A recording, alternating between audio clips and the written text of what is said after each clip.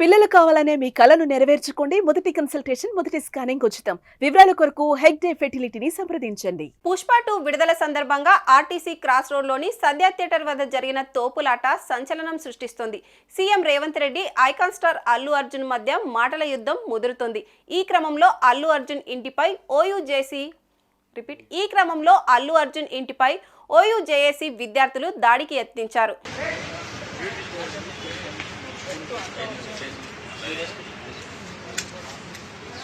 भाई हो गया, छोड़ दो। ये वीडियो निकालो, मेरे ऊपर से निकालो। నువ్వు ఎట్లా చెప్తే అట్లానా, నీ మాట కాదంట మనం తీసుకోండి.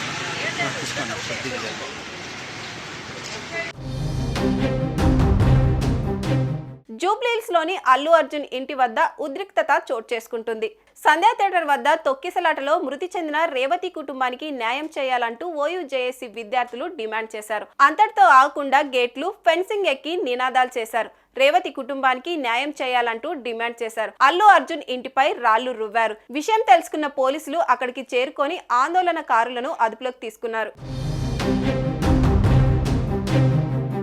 అంతకుముందు అసెంబ్లీలో సీఎం రేవంత్ రెడ్డి అల్లు అర్జున్ పై ఫైర్ అయ్యారు. సంధ్యా థియేటర్ ఘటనలో అసలు ఏం జరిగిందనేది రేవంత్ రెడ్డి అసెంబ్లీలో వివరణ ఇచ్చారు. అంతేకాదు, సంధ్యా థియేటర్ వద్ద అంత పెద్ద ఘటన జరిగి ఓ తల్లి చనిపోయి ఆ తల్లి కొడుకు హాస్పిటల్లో ఉంటే ఒక్కరైనా పరామర్శకు రాలేదన్నారు. అల్లు అర్జున్ జైలు నుండి విడుదల రాగానే టాలీవుడ్ ఇండస్ట్రీ మొత్తం ఆయన ఇంట్లో వాలిపోయిందంటూ సినిమా వాళ్లపై సంచలన వ్యాఖ్యలు చేశారు. అయితే అసెంబ్లీలో ముఖ్యమంత్రి రేవంత్ రెడ్డి, ఎమ్మెల్యే అక్బరుద్దీన్ చేసిన వ్యాఖ్యలు, ఆరోపణలపై అల్లు అర్జున్ స్పందించారు. అవన్నీ తన క్యారెక్టర్ ని కించపరిచేలా ఉన్నాయని, వ్యక్తిత్వ హననం చేసేలా ఉన్నాయని, తాను అలాంటి వాడిని కాదని చెప్పుకున్నారు.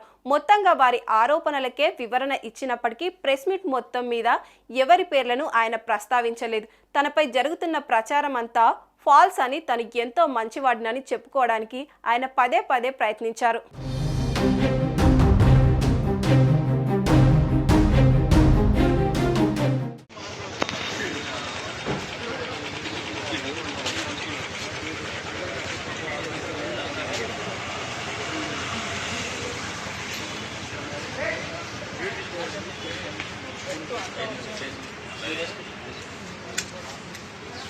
भाई हो गया, छोड़ दो।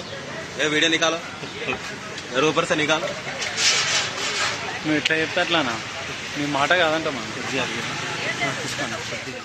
సుమన్ టీవీలో మీ పర్సనల్ అండ్ బిజినెస్ ప్రమోషన్స్ కోసం కింది నెంబర్కి కాంటాక్ట్ చేయండి.